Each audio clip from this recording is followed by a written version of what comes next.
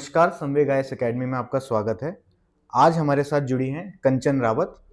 कंचन rank 12 AC state tax में select हुई हैं उत्तराखंड पीसीएस 2024 में। कंचन, आपका स्वागत है संवेग आईएएस में। आपको कैसा फील हो रहा है? थैंक यू मुझे इनवाइट करने के लिए। मुझे बहुत अच्छा फील हो रहा है। थोड़ा बहुत अभी तो बिलीव नहीं हो रहा है इतना कि सच में हो गया है, बट जब लोग कॉल कर रहे हैं, आसपास के लोग थोड़ा मुझे दे रहे हैं, ऐसा फील करवा रहे हैं, तो लग रहा है हाँ वास्तव में हो गया है। बिल्कुल। कंचन, मेरा आपसे एक सवाल है कि आप मतलब आपका कैसा बैकग्राउंड रहा है? आप कहाँ से आए हैं? आप उत्तराखंड के एक नॉर्मल निवासी हैं आप भी, बाकी सभी एस्पिरेंट्स की तरह। तो आपका क्या बैकग्राउंड रहा है और ऐसा क्या था आपकी लाइफ में जिसने आपको सिविल सर्विसेज को परस्यू करने के लिए मोटिवेट किया? मेनली मैं उत्तरकाशी डिस्ट्रिक्ट से बिलोंग करती हूँ। जो मेरी शुरुआत की पढ़ाई है 12वीं तक की, वो मैंने जवाहर नवोदय विद्यालय पुरुला से की है, पुरुला उत्तरकाशी से। तो मतलब पहले से ही पहाड़ों में मैं रही, वहाँ की जो इन्वायरमेंट है और जो कंडीशंस है मैंने देखी हैं, है ना? वहाँ पे जो चैलेंजेस होते हैं, प्लस क्या लोग कैसे चैलेंजेस को फेस करते हैं और किस तरह से हम सही कर सकते हैं। तो मैंने वो चीज़ें पहले से देखी हैं।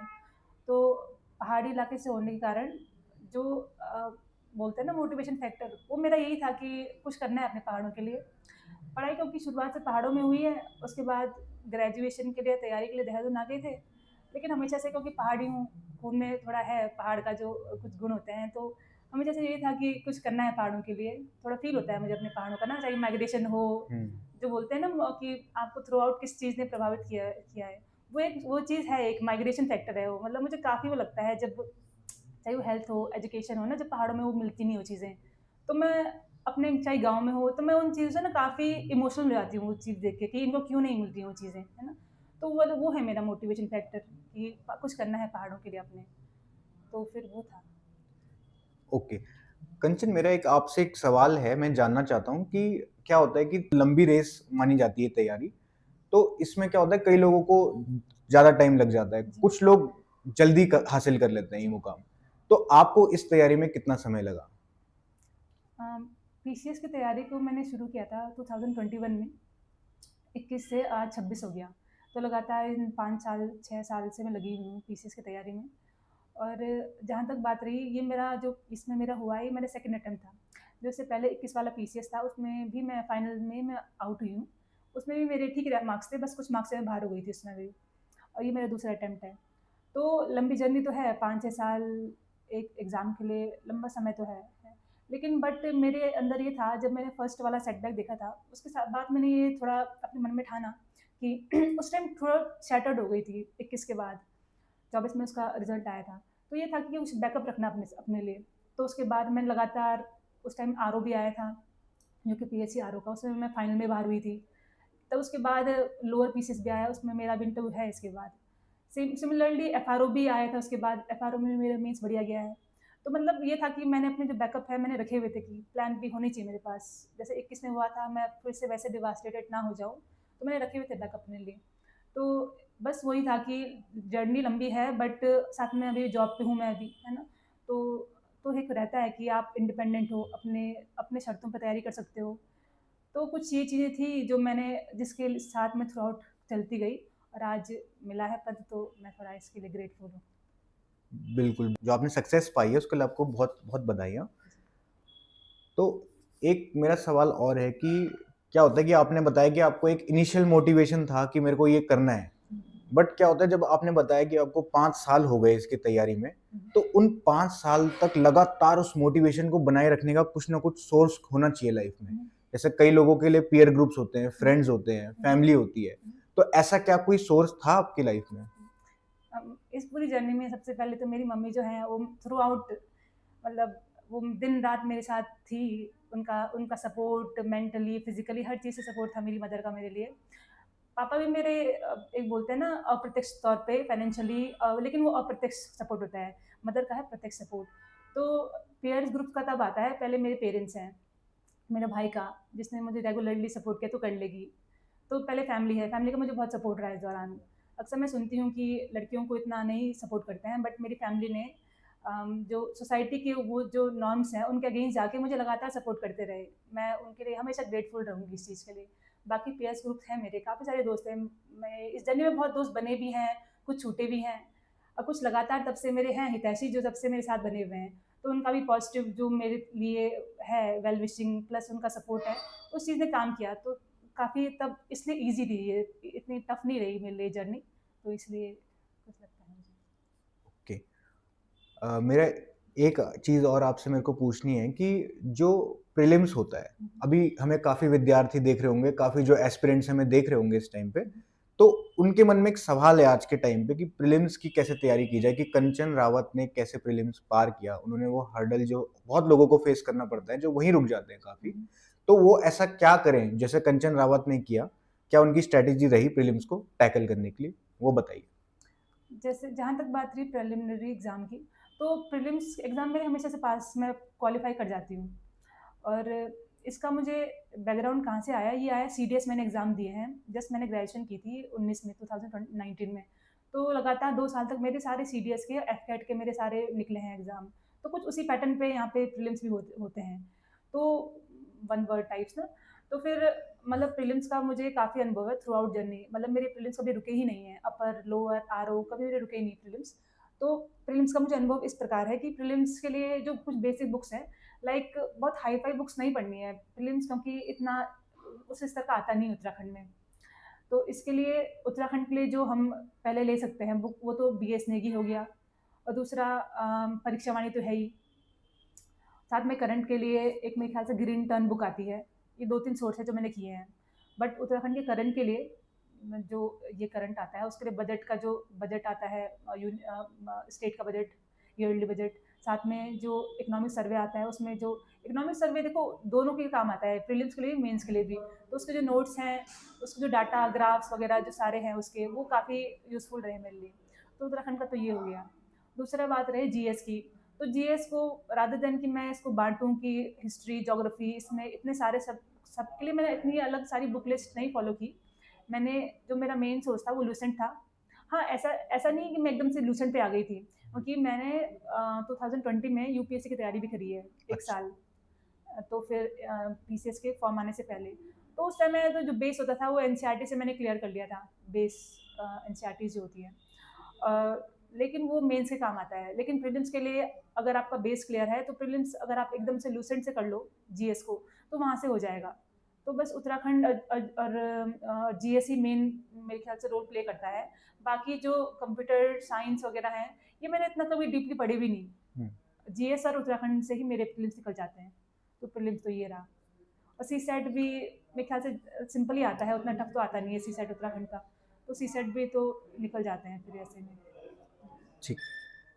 कंचन, मैं एक ऐसी मेरा फ़ॉलो-अप क्वेश्चन रहेगा कि आपने प्रीलिम्स की तैयारी बताई कि आपने किस तरह से प्रीलिम्स की तैयारी की है। जी। ऐसी मेंस की तैयारी के बारे में भी मैं पूछूँगा, बट मेरा सवाल ये है कि आपने 21 की भी परीक्षा दी थी हाँ, उत्तराखंड की, तो उस दौरान पैटर्न डिफरेंट था और 24 में पैटर्न चेंज हो गया। हाँ, तो अब आपको तैयारी दोबारा से करनी पड़ी, मतलब एक नए सिरे से करनी पड़ी। हाँ। तो आपने कैसे, मतलब जो पैटर्न चेंज हुआ उसको अडैप्ट किया और आपकी मेंस में ओवरऑल स्ट्रैटेजी कैसी रही? क्या रही?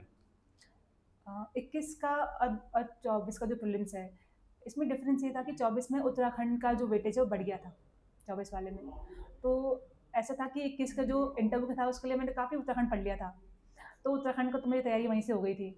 तो प्रीलिम्स का जो मैंने अभी सोर्स बताया वो सेम थे, प्लस उत्तराखंड को जो बीएस नेगी और इकोनॉमिक सर्वे हो गया और बजट हो गया, यहाँ से पकड़ के क्लियर कर लिया था मैंने।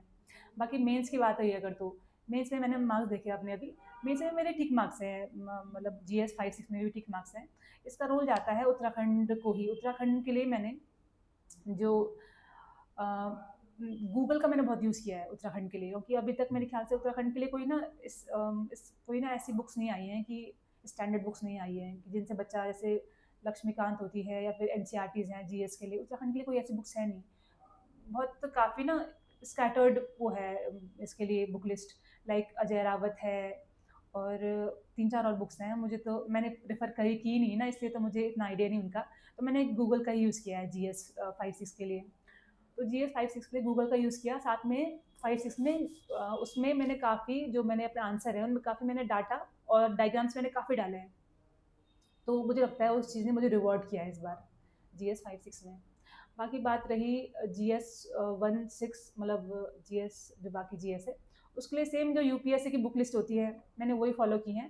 साथ में इन सब के अलावा जो मेन रोल प्ले किया है वो सर की जो टेस्ट सीरीज है उसने किया है। मुझे तो ये लगता है हमेशा से कि सर की जो टेस्ट सीरीज है थ्रू आउट, चाहे वो अपर के लिए हो, लोअर पीसीएस के लिए हो, चाहे वो आरओ के लिए हो, चाहे वो किसी भी एग्जाम के लिए हो, सेम एफआरओ के लिए भी, सब एग्जामों में सर, चलो बुक लिस्ट सबके लिए सेम होती है, सब सेम मटेरियल पढ़ रहे हैं, लेकिन आप उस चीज़ को कैसे डिलीवर कर रहे हो, प्लस कैसे आपसे वहाँ पे क्वेश्चन पूछे जाएंगे, उन सब की इंसाइट मुझे लगता है सर के टेस्ट सीरीज में मिल जाता है ईजिली, है ना।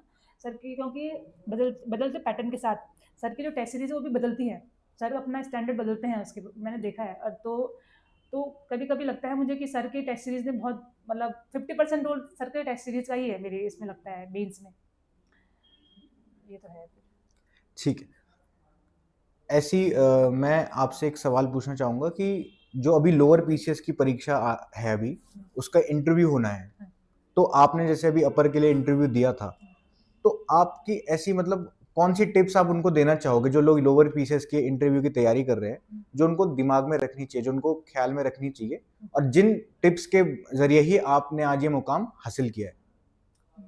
जहाँ तक बात रही इंटरव्यू की, तो इंटरव्यू में लास्ट टाइम मेरा इंटरव्यू था, उस टाइम मेरे पास गोदयाल सर का बोर्ड मिला था मुझे, उस टाइम मुझे ठीक मार्क्स मिल गए थे 135 शायद, है ना, 135 मिल गए थे। इस बार भी मुझे राणा जी का बोर्ड मिला है, 100 मार्क्स मिल गए हैं, तो ठीक मार्क्स है मुझे लगता है। तो जो मेरे लिए चीज़ काम करती है इंटरव्यू के लिए, वो तो पहला तो कॉन्फिडेंस है सबसे ज़्यादा, मतलब मेन तो मुझे लगता है कॉन्फिडेंस का बहुत रोल है उधर, कॉन्फिडेंस का रोल है, प्लस आपकी जो रॉनेस होती है, आपके आपका जो मोटिवेशन फैक्टर है, वो लोग ना काफ़ी काफ़ी एक्सपीरियंस रहते हैं, वो लोग भाप लेते हैं कि ये बंदा फेक बंदा है, ये फिर रियल है। तो आपकी रॉनेस, आपका जो रियल पर्सनैलिटी है, उसको छुपाना नहीं चाहिए उस चीज़ को, है ना। आपका रॉनेस उन्हें दिखनी चाहिए कि हाँ, मतलब जो वास्तव में सर्विस करने आ रहा है, और जिसके जो वो है, जो मोटिवेशन फैक्टर्स हैं, वो जो जिसके रियल है, वो फिर वहाँ पे शोकेस हो जाएंगे, वो लोग पकड़ लेते हैं उस चीज़ को। तो कुछ ये चीज़ें हैं। और तीसरी तीसरी आपका जो नेचर है, लाइक अगर आपने गलत बोल दिया, फिर आपको आ नहीं रहा, तो सॉरी बोलना, और आपको वो वापस फीडबैक कुछ दे रहे हैं, तो उसके लिए आप उन्हें थैंक यू बोलना, मतलब हम्बली, आप जितने हम्बल रहोगे वहाँ पे इंटरव्यू में, आपको वो रिवॉर्ड करेंगे। और वो मुझे, मेरे मार्क्स से लगता है मुझे रिवॉर्ड किया है उन लोगों ने उधर इंटरव्यू में। ओके। आपने जैसे अभी तैयारी के दौरान मतलब अपनी पूरी, आपके अंदर आपको लगा होगा कि आप एक बार असफल रही, दूसरी बार भी एक बार असफल रही होंगी। तो जब आपने अभी फाइनली ये करा है, अचीव किया है, तो आपने इस दौरान आपने अपने सेल्फ एनालिसिस किया होगा। आपने देखा होगा कि मेरे अंदर क्या स्ट्रॉन्ग पॉइंट्स हैं, क्या वीक पॉइंट्स हैं। तो स्ट्रॉन्ग पॉइंट्स तो बहुत अच्छी चीज़ होती है, बट वीक पॉइंट्स पे जो काम करता है, वही एक्चुअल में सफल हो पाता है आगे। तो ऐसी कौन-सी मिस्टेक्स आपने जो पहले दोहराई थी, या कोई ऐसी कौन-सी शॉर्टकमिंग्स थी आप में, जिनको आपने आइडेंटिफाई किया, एनालाइज़ किया और उन पे आगे जाके काम किया? अ, ऐसा नहीं है कि मैंने टेस्ट सीरीज़ पे बहुत ज़्यादा काम किया है। मैंने टेस्ट सीरीज़ मैंने इतनी सारी लिखी भी नहीं, कुछ लिखी है टेस्ट सीरीज़। हर हर पेपर का एटलीस्ट मैंने एक टेस्ट लिखा ही था, इतना, ताकि जो न्यू पैटर्न है उसके अनुरूप मैं अपना पेपर लिख पाऊँ। तो मैंने एक-एक टेस्ट तो लिखा था हर पेपर का। साथ में जो मैंने इस बार काम किया था वो नोट मेकिंग पे किया था। नोट मेकिंग मेरे बहुत, मैंने लगता है मुझे कि बहुत उम्दा नोट थे मेरे। उम्दा इस सेंस में कि मैंने नोट्स को थोड़ा समराइज़ किया था, ताकि लास्ट दिन के लिए मेरे पास रेडीमेड इंट्रोडक्शन कंक्लूजन रहे, ताकि पेपर से 1 घंटा पहले मैं उन चीज़ों को रिवाइज़ कर पाऊँ। तो मेरे पास हर सब्जेक्ट के 2 पेज तो थे ही लगभग, है ना? वो भी उन पेजों में, मतलब डेफ़िनिशन ऐसे नहीं थी, मतलब मैं पूरा ये सब कुछ वहाँ पे लिख रही हूँ। उनमें कुछ डाटा फैक्ट्स जो, क्योंकि देखो हमने इतना रिवाइज़ तो कर लिया है, वो तो दिमाग में है ऑलरेडी, बट वहाँ पे हमें एक्स्ट्राऑर्डिनरी क्या हम कर सकते हैं बाकी लोगों के मुकाबले, वो आपके डाटा फैक्ट्स होते हैं, जो आपको, क्योंकि मुझे लगता है अब जब से पैटर्न चेंज हुआ है, तब से जो कंपटीशन है वो कट थ्रोट है, बहुत ज़्यादा कंपटीशन है। आप 2-3 मार्क्स से ही मतलब एक दूसरे से वो कर पाओगे, ऊपर नीचे रह पाओगे। तो इसके लिए आपको हर एक क्वेश्चन में जो आप एज लोगे, वो, और वो किसके थ्रू आएगा?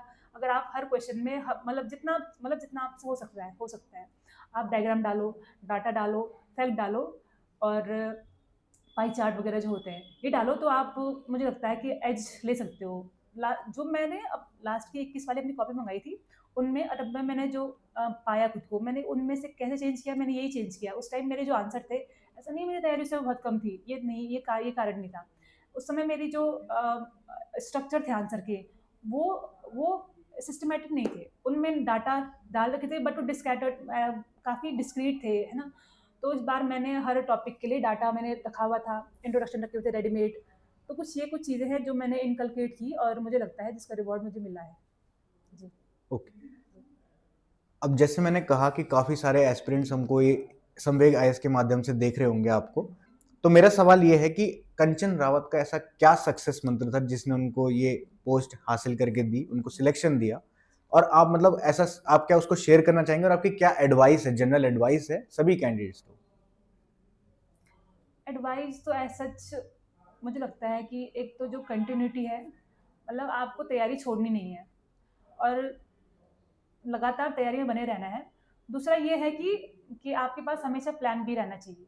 मतलब क्योंकि उत्तराखंड पीसीएस थोड़ा काफ़ी मुझे लगता है एक बहुत अनसर्टेन एग्ज़ाम है।